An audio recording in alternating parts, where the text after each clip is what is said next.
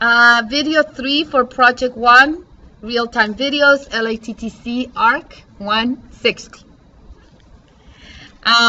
So for project 1, we'll be developing a design composition, space and form based on the golden rectangle and the Fabbrici series. These are the steps that we're going to be following, and these are some of the links. So just really, I'm going to take you step by step, because video 1 is kind of like, and it's on YouTube. Video 1 is kind of the why and the how, the introduction to the class. Video 2 explains the project at large, the why. And now I'm going to tell you the how, right? And all these 3 videos are available to you. So we're going to open AutoCAD architecture. You can have AutoCAD mechanical, AutoCAD entertainment, AutoCAD 3D studio. There's about 30 to 40 software. We're using architecture. For this first exercise, you probably could do it with other AutoCAD because you really are not using walls or windows, but we're going to be using AutoCAD architecture here. So this is CAD architecture, and just really quick here, this is called your ribbon. This first dialog box, you're just going to close it. It's kind of like the Facebook for AutoCAD, that it tells you what's the latest, the new apps, what you might want to know. So right now we're not going to deal with this. So just going to close it. We're going to close this one. We don't want to save it. And recovery.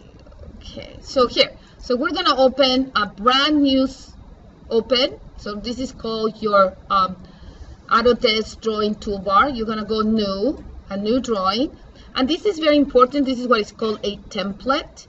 And the template is important because the template is going to tell you automatically if you're going to be working with feet and inches, or you're going to be working in metrics, or you're going to be working on global. So you want to use Imperial CTB, open. And basically this is telling you that all of you guys are going to using educational products, meaning that you cannot open a business and start charging people for design and architecture service by utilizing this software. So you say, of course, I know that, no problem, continue. Now, yesterday, one of the students asked me about scale, and I was actually not going to show you scale, but I think it's kind of important, and it really just takes 1 or 2 commands that are a little bit extra. Notice here how you have a grid, right? You have 1, 2, 3, 4, 5. This is a grid. And as I was telling you, this is called your ribbon bar, where you have your build. This is everything that has to do with architecture, stairs and walls and windows. These are the ones we're going to be using the most, where are your drawing commands. That's why it's called computer-aided design and drawing. Rectangles, circles, lines. This is how you're going to modify. You can copy, rotate it, move it around. And this is kind of like to view, to change what you're looking at. This is called your view command, which is kind of similar to your view command back down here, where you can look at the things from 2D, 3D.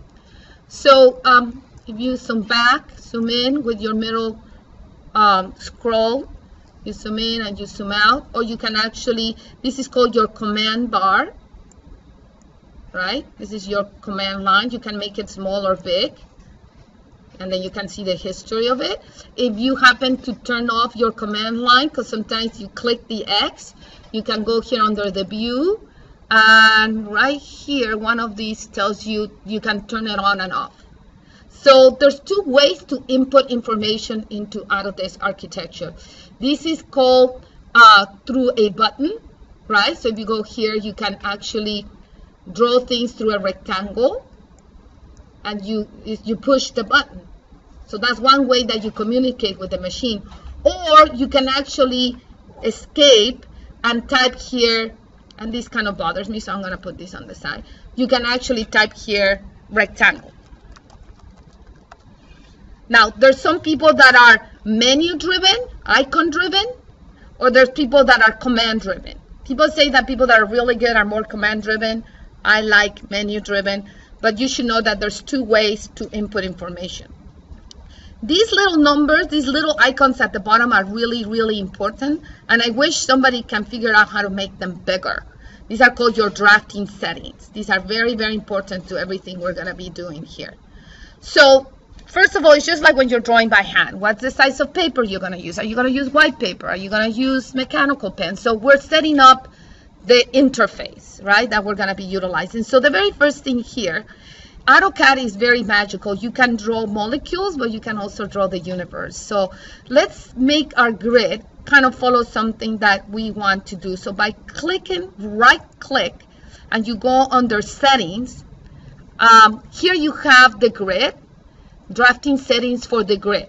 So if you want your cursor to jump to the grid. So here is the spacing. So right now it's every 10 feet. So I'm going to change this to 1 foot. Right? We're going to draw things 1 foot, kind of like the V heart, the Faborici. So we're going to do it 1 foot. So what it means here is that this square is 1 foot by 1 foot. So if you draw here, you go and grab this rectangle. And this is based on a student yesterday asking me. So you go here 1 foot by 1 foot. And you can see it right there. So notice how it's actually telling you. And that's because we're not that accurate. If you zoom in, notice how I didn't press it because I don't have the snap to the grid. If I have the snap on, it automatically, my cursor will jump to the grid here and will get hold right here. So we go back here, right click, settings, and look at the snap spacing. So now I want, notice how this is 5 because this is 1, 2, 3, 4, 5 makes a bigger grid, right? So right here, let me cancel. If you go right here, again, grid, settings. Notice how this is 1, 2, 3, 4, 5. So I want to make these 4, right? So this is going to change to 4. So it's going to mean that each time that there's a bigger square, there's 4 feet, right? And then I'm going to say, okay. So see how that changed? 1, 2, 3, 4. So now when I draw a big square, it means that this is 4 feet. So I didn't want to show you scale, but I think the student that asked yesterday, I think it's better if you begin to get a little bit of, it's not too many more steps, but that's basically the idea of having a template. And that's 4 feet. 1, 2, 3, 4. And how do you do it? Again here, right click, settings. Then this is called your drafting settings. Notice I changed this to 1 foot, 4 feet. And then here, this is the snap. So meaning that your cursor is going to snap. So we can make it snap every foot. So it means that right here, and this automatically will change to 1 and 1. And this is grid snap rectangular. So notice what happens here. So you say, okay. So now when you draw, see how this thing jumps? You can literally cannot draw anything that's smaller than 1 by 1. See how it's snapping? All right. So having said that, now that we have the right scale, now we know that each of these is 1 by 1, right? So this is 4, this is 8, and so on. So now we can start drawing very simple. Again, square, and we're going to draw 1. Now, one thing I didn't tell you. Do you notice that when I draw again another rectangle, this is going to, do you see that diagonal line? That's a 45-degree angle. It's cutting the two intersections of the rectangle. And for you to make the cursor be that smart, you go right here, settings, and you actually, this is a tab that we already modified, but now here this has the polar tracking. And the polar tracking, you can basically tell your cursor to tell you every time that you have a 45-degree intersection. So you say okay.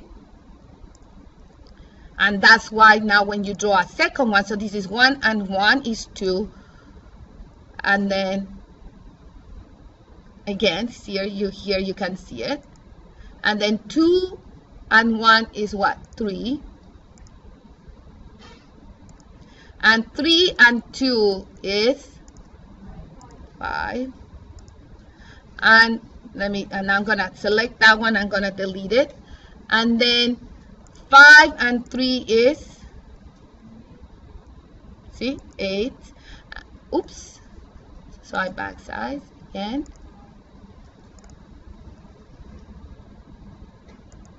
And 1, 2, 3, 4, 5. 1, 2, 3, 4, 5, 6, 7. I knew something was wrong. 1, 2, 3, 1, 2. It's because this was wrong. See, this is only 4. So I made a mistake there. It must have clicked to the snap. So something was, It didn't look proportionally right. So you want to, there, right? And then you keep going with the, and these are called the Favoriti series. And you can know more about it through the video. And then next one. And it's pretty interesting. So once you create these kiddo parts, these rectangles might say, well, what's the big deal about it, right? And it is just pleasant to our eyes. So that's how you draw a 2D Favoriti series growth. Step number 2. Now we're gonna, if you look at this on 3D, this is called your viewing tool. And you click right here on the corner. This is all 2D, right? So now we want to extrude it because we want to create our building blocks, right? How many of you guys like to play building blocks, right? We were all little architects, very young. So what we're going to do, we're going to do what is called extrusion. And for some reason, I don't know where the extrusion icon is. Extra credit, who can find it? So I need to go back and type it right here, extrude. And notice how the computer is talking back to me and says extrude the selected objects. So I'm going to go like that. And now I selected all of that. And then I'm going to go right click, enter. And then it's telling me, look at that. How tall do you want it?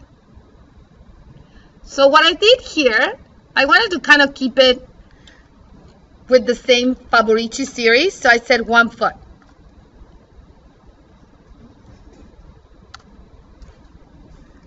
Right? So when you look at it at the top, it doesn't look any different. Now what I should have done though, I should have let me go back, and you want to have a sequence. So you want to select your entire thing, right click, clipboard, copy with the base point right here, and then paste it, because you want to show the process. You want to show the steps by step. Now, so now you have 2, oops. And I wanted to do it without the extrusion.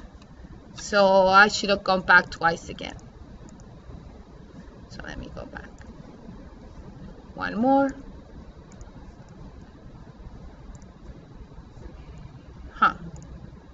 So it's not letting me go back. There you go. So now you want to copy it. So I'll do the operation again. Copy with a base point. Right here, paste with, and then now I go extrude.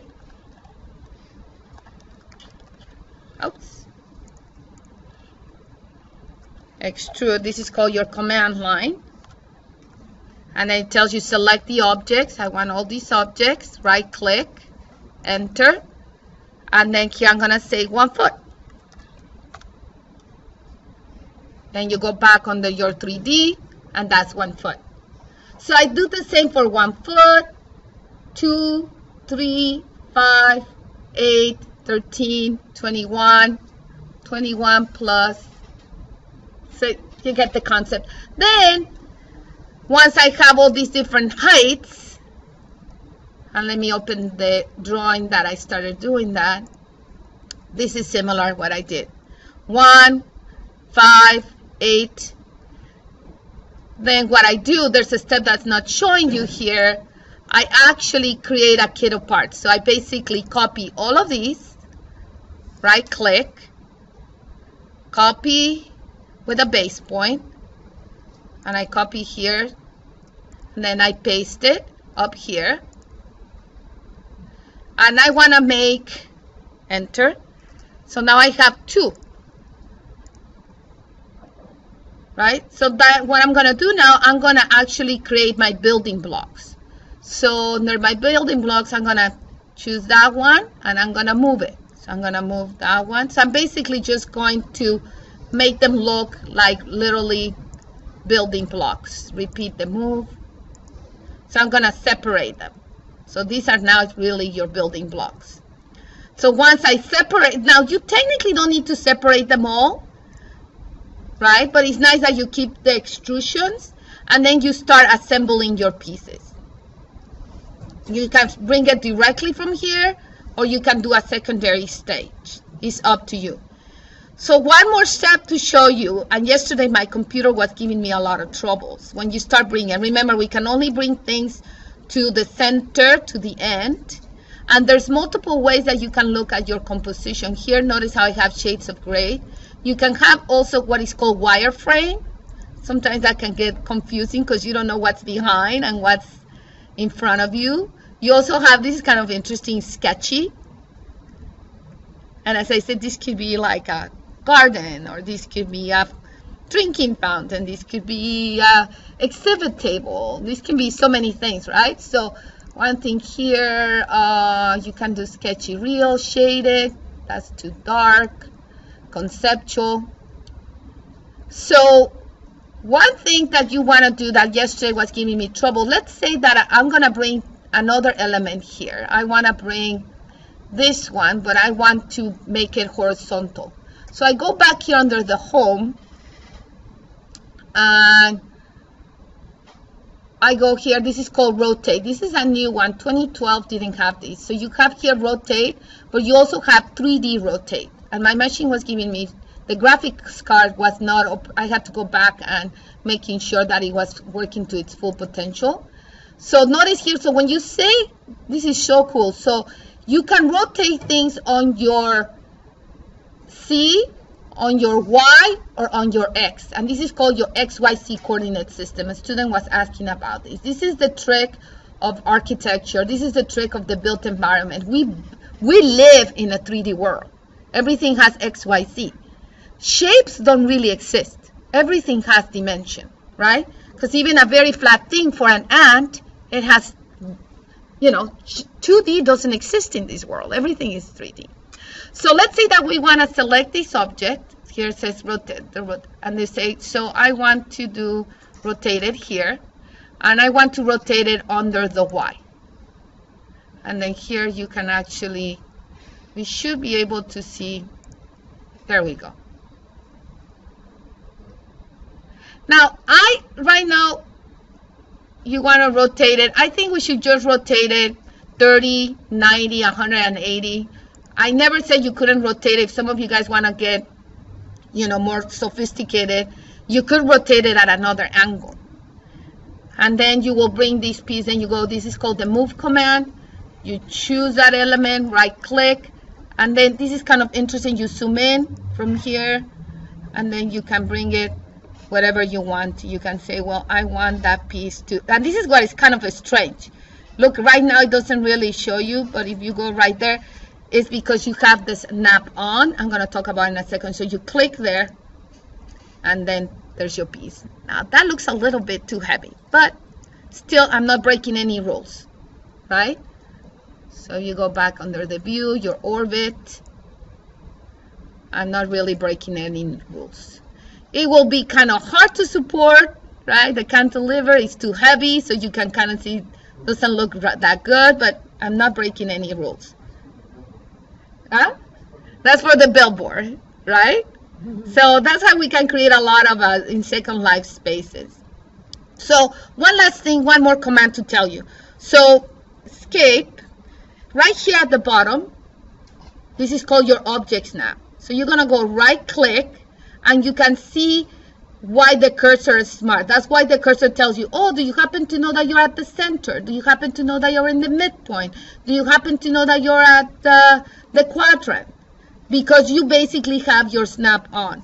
What is very confusing with AutoCAD, if you turn it on, here, this is your object snap. It's a little square with a little red circle here that gosh, somebody can figure out how to make this one bigger. I already told AutoCAD. So if you turn it off, you don't really know it's turned off until you move your cursor out. And that's turn off. And then notice now that when I want to move something here, let's say now I go through the same procedure, and I said, okay, I want to move this square, right click. Now this shouldn't be happening because I turned them off. So maybe there are, oh, because the 3D object snap is off, so you need to delete both of them. And then see, Oh, it's still telling me. So technically this shouldn't happen because we turned these two off. Oh, this the grid. Yeah, thank you. No. Huh. Oh, see there. It's kind of, it saved the memory of this one. I didn't know that. So it saved the object snap memory, but when you come to the, do you see how it doesn't tell you anymore? That's the middle, that's the end. That's because your object snap is off. So just playing with this. So now when you move it, now you can say move this one to this one because your object snap is on. Or you can say I want to move this one on top of this column. And then I want to actually, you can actually move this one and this one. Right click, move that one to that one. So again, all of these commands, so let's count how many. Draw a rectangle, know the object snap, know the orbit, know the view box. All of you guys are going to be at a different level. That's why don't get frustrated and feel challenged. All of these drawings are already on the website. Here are all the videos, and here are the examples that you can start already with a kiddo part. Right? So you basically, you draw a rectangle, you extrude it. Those extrusions become your kiddo parts, your building blocks. You assemble them by just touching the middle at the end. And then at the very end, you create a composition